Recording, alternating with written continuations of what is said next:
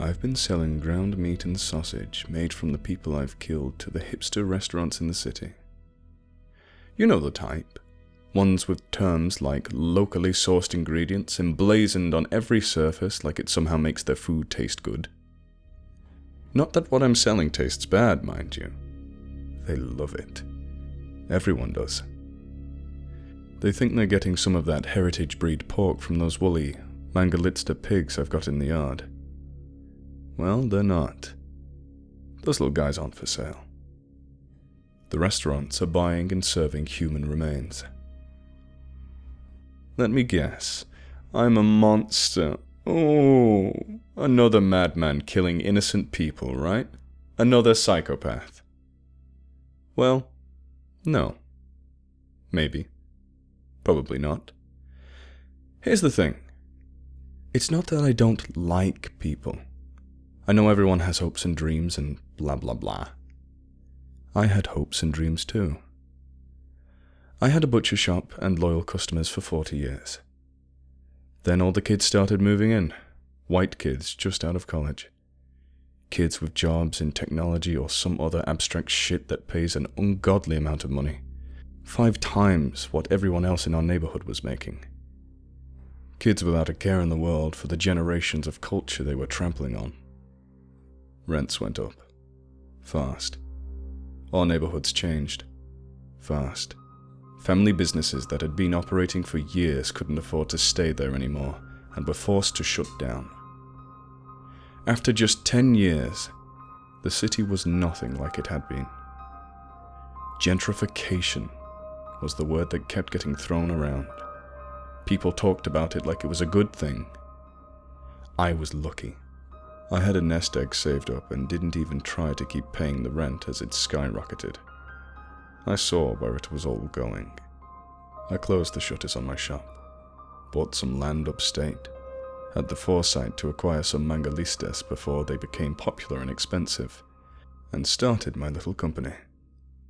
Once a month, I'd drive my van around the old neighborhoods on late Friday night or Saturday nights. I'd invite the stumbling, drunken kids to get in for a ride, hit them over the head, and head back to the farm. Easy peasy, mangaleasy.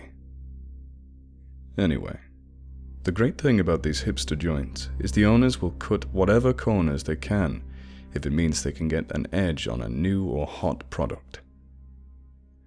What does that mean for me? Well, they drive up early Monday morning, buy the meat from me without the USDA stamp, and head on back to the city with a week's worth of meat. That leaves me with cash in hand and a great dirt on the restaurant owners if they ever learn my little secret.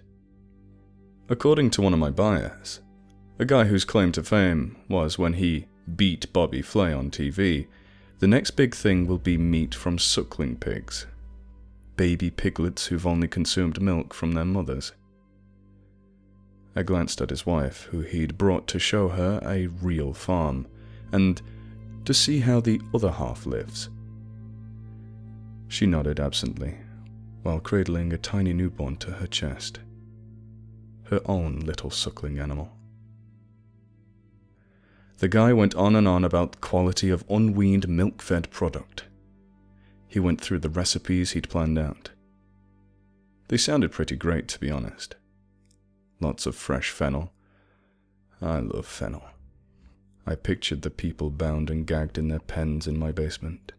3 men and 9 women. Basic arithmetic and logistics made me close my eyes for a moment as I thought about how I'd filled the order. The guy talked as I worked out the numbers.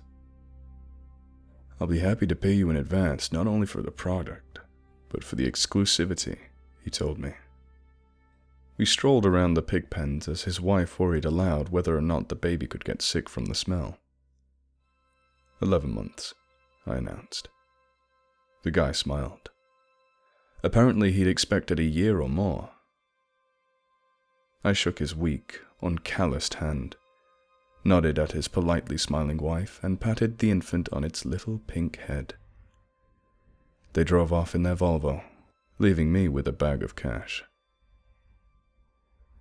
Once they were long gone, I headed down to the basement. I thought about the orders I had to fill over the next few months. Then I slit the throats of the 2 smaller men and hung them up to drain. I shifted the rest of them around in their pens until I had the grouping I wanted. As I was heading back upstairs, I turned around and called out to the remaining man, who was sitting in the corner of the pen housing him and his 4 companions. "Better start fucking, buddy. Your children are my future."